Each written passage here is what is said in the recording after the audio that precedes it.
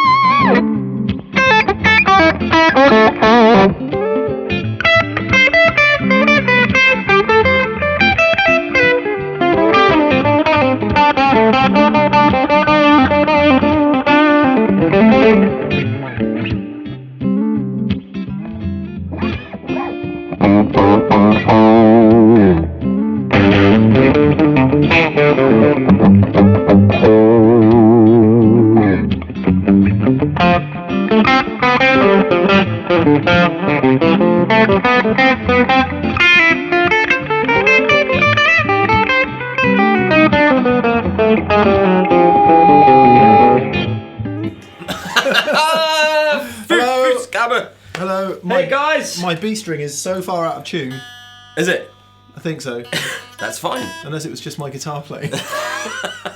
Anyway, hello, welcome to Guitar Paradiso. Mick here. Pete here. How are you doing, everybody? And we're here with Morgan amps, which is quite exciting. Yes, I've been waiting for this for a long time. Yeah, so...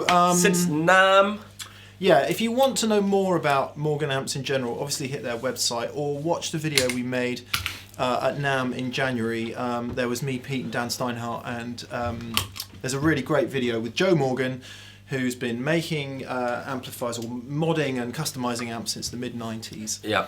And you get a great insight to Joe's kind of personality, very sort of self-effacing, self-deprecating kind of character. It was great fun. That was my favourite. I think one of the favourite interviews on the go back and watch it. It's great. He's a great dude. So that'll give you all the background on Morgan you need. But the short story is he makes really unique amps, ostensibly quite simple. Yeah.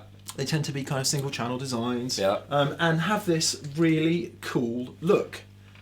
I mean, it's pretty hard in you know, when you think it's pretty much all been done, and new amp companies come out and they kind of look very similar. Yeah, because essentially there's a box with a speaker in it, and the sounds just come out of it, and you have to make it look cool. And these look so cool, I think. The way that he used this ballistic nylon to wrap them in, which ballistic. It's bulletproof. You know what I mean? It takes, well, it's not bulletproof, but don't shoot it, because that would be silly to try that if you buy an amp and shoot it. Not going to happen in the UK. Anyway, it looks really cool. It looks really cool. This one is driftwood colour, and this is Twilight.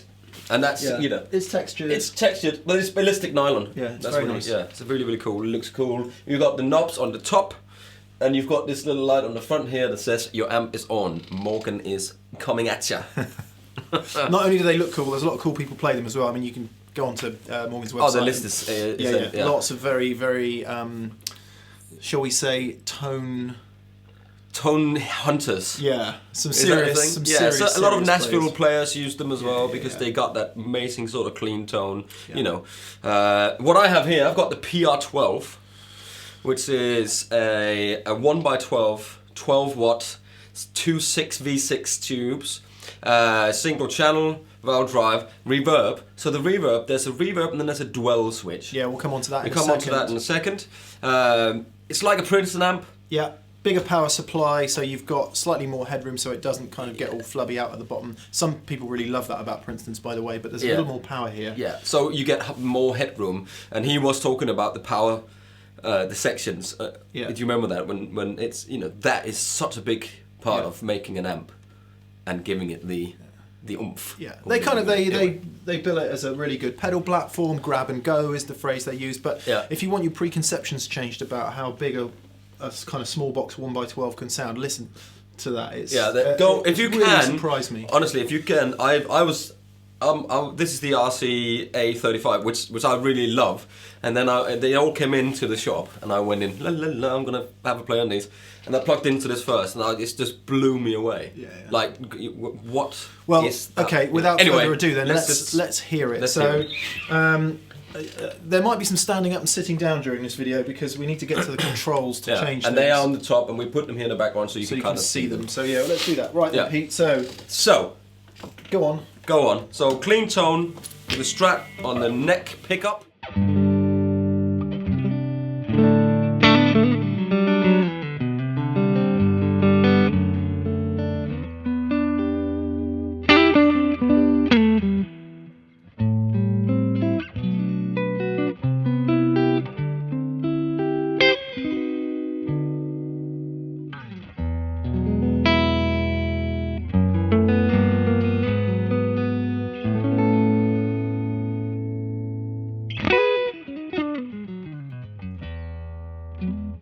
It's just beautiful. Yeah, there's nothing. Lovely reverb.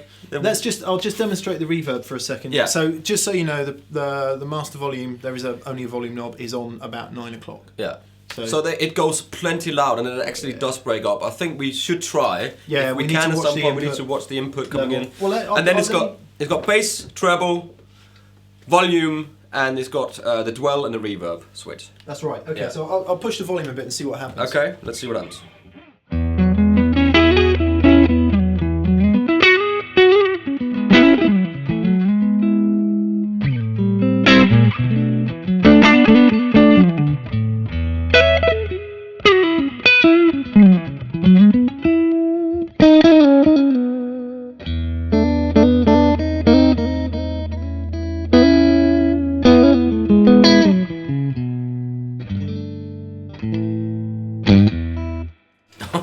sounds ace. So I got up to about 6 there on the volume control. After that, it starts to overdrive a little bit more. I think we were starting to push the input. Just push the input a little bit, but we want you to hear. So it's lovely dynamic. Let's have a listen to the reverb dwell. So what I'm going to do is, at the moment, I'm going to set the reverb and the dwell to both in a straight up position. Straight up, yeah. So.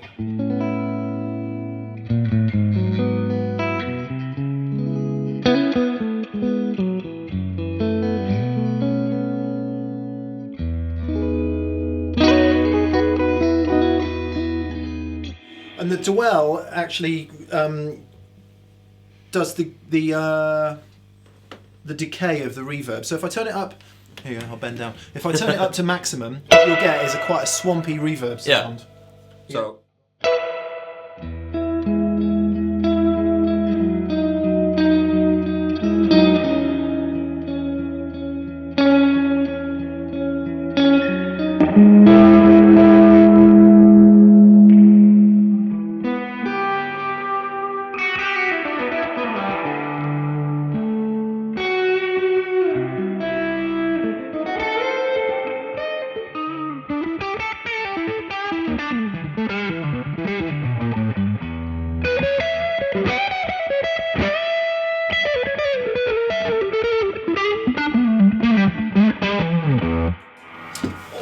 So what you heard there was the reverb dwell was all the way up, and as you can hear, it was really kind of splashing out and filling up the whole sound. I then switched on the we've got Andy Timmons. What a geezer. Yeah. Sorry. His variant of the Angry Charlie by JHS. I left the reverb knob, as it were, exactly where it was. So there's still a lot of reverb, but turned the dwell right down. Yeah. So that you were still getting a nice lot of reverb within the note, but it wasn't. You didn't have as much decay. Yeah. So on a normal reverb on a normal amp, all you've got is one knob. You can't vary it in any way. But that is really lovely. Good. And it's a tank, so there is a tank in here. Yeah, it's valve driven, 3-spring reverb. Yeah. That's a serious reverb. And we only have 2 of the amps here, of course. Just mention quickly, there's a whole range of them. So go and have a look, and you know what you like and whatever. But this sounds ace. I like it so much. It really does sound good. Should we hear it with another guitar? Let's hear it with another guitar. Humbuckers? I've got a Duesenberg star player.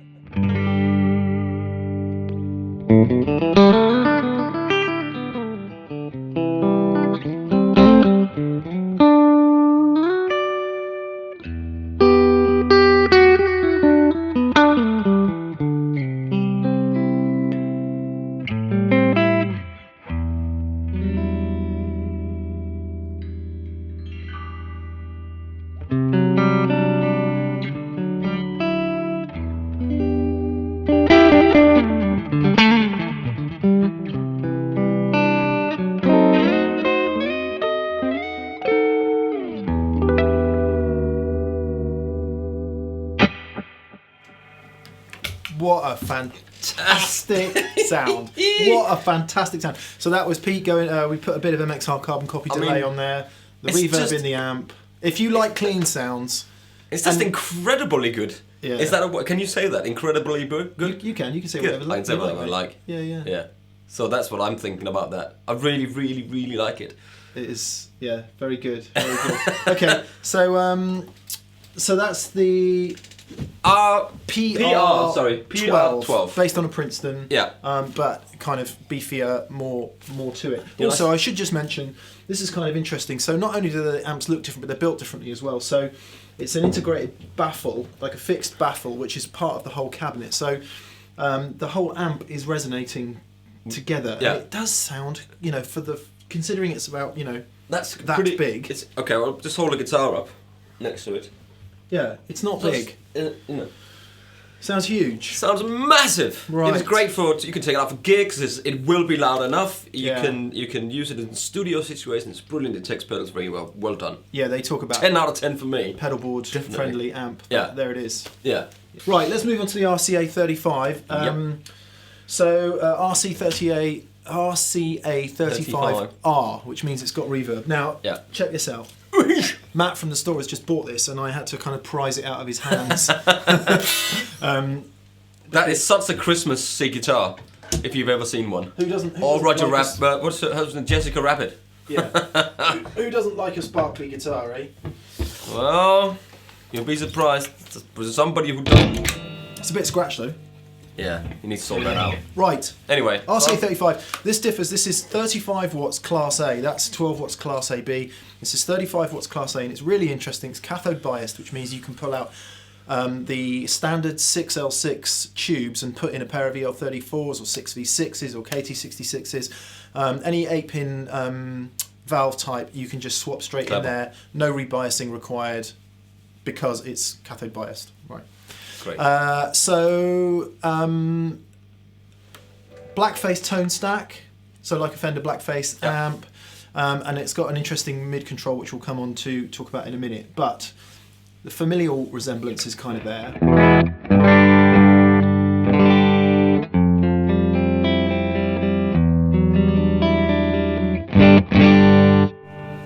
A little bit more direct sounding. Yes, a little bit more. I'll just... actually, you might have to do some twiddling. Please. I will twiddle. I'll turn the reverb up so you can hear the reverb.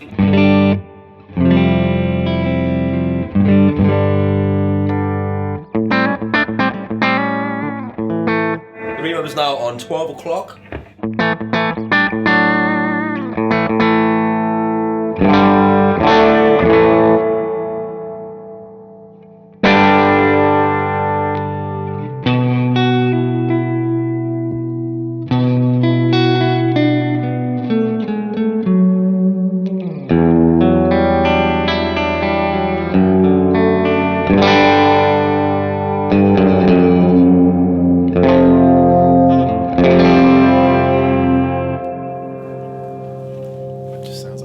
Brilliant. And just to say, there's a gain pull bright switch. Yeah. So on the the last amp's just got one volume control. We'll do close-ups of the front panel, but this is actually a master volume setup. So Pete will do high gain, low master, and vice versa. So you can hear how much drive there is in it. Okay, so I'll push down the gain again. Oh, hang on, it's up, it's down now. Okay, good. Gain, full.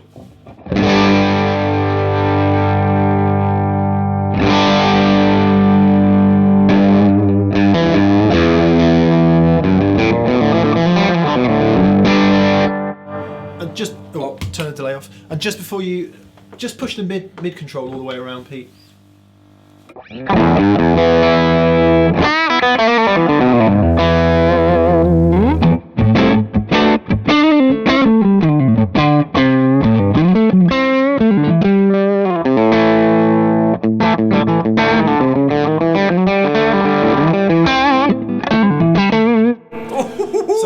The mid control, according to Morgan, works normally up till about 9 o'clock, and after that you're adding a bit of drive in. So that's the extent a few other amps that does that as well. Of the drive in the amp. It's it doesn't drive hard. It's just like a proper, dare I say, a proper overdrive from an amp. And of course you can have it the other way, so you can run the master really loud. Yeah. So let's try that. And the gain down lower, so it's kind of cleaner. Are you on full now? Yeah.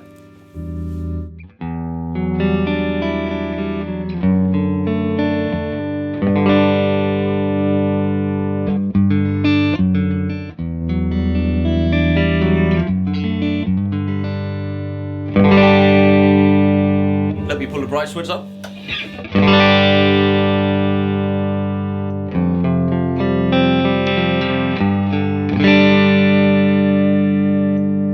Actually, this would be a good time to move over to a guitar with slightly more powerful pickups. Yes. So what have we got here? That was a Fender Custom Shop Telecaster relic. This is a Gibson ES355 with Bigsby Look at that! Current Memphis edition guitar. So, bit of a darker sounding guitar. So, what we would expect that bright switch to take. Okay, so let's have a tune. Okay, bright switch pulled up.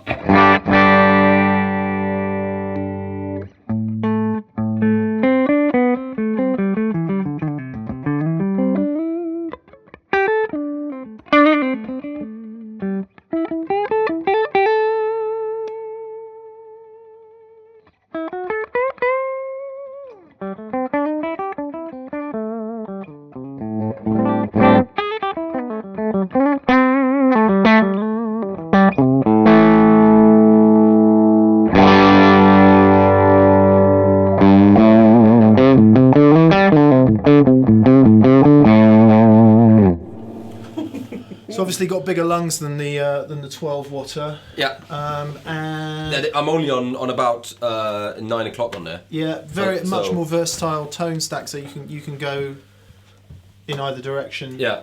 With that, so a little bit more tweakable. Kind of, I would say that is definitely more Fender-y sounding, isn't it? Much more Fender-y sounding to me. Traditionally, yeah. I think maybe the cathode bias in this probably makes it sound a little bit more urgent. Yeah. And actually pushing that mid control and getting the gain going. Yeah. It gets pretty martially, I think. So let's push that. What are you doing there? Pushing up the gain. Yeah, a bit more gain, a bit more mid.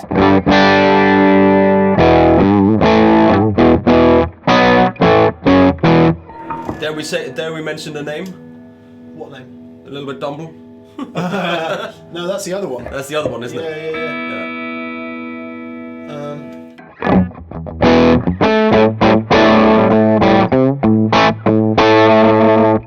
That's got really biting mid-range, definitely. Very bitey,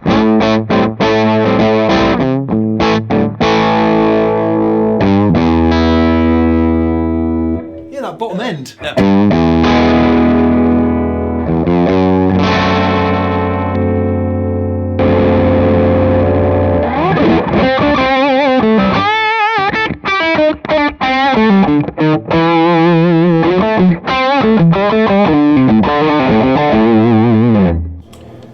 Kicked in full tone plimsoll there, and I think what you heard is, even though the front end of the RCA35R is quite well cranked, there's still a ton of headroom in the amp. Yeah.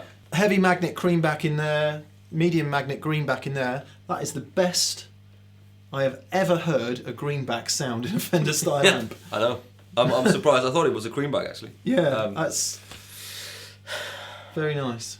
Joe, please send us one. Man, please. Well, guys, that's the Morgan amps. PR12 RCA35R. Yeah, coming and check them out. Links below. I was Pete. I was Mick. We'll see you next time on Guitar Paradiso on Andertons TV. See you soon. Bye.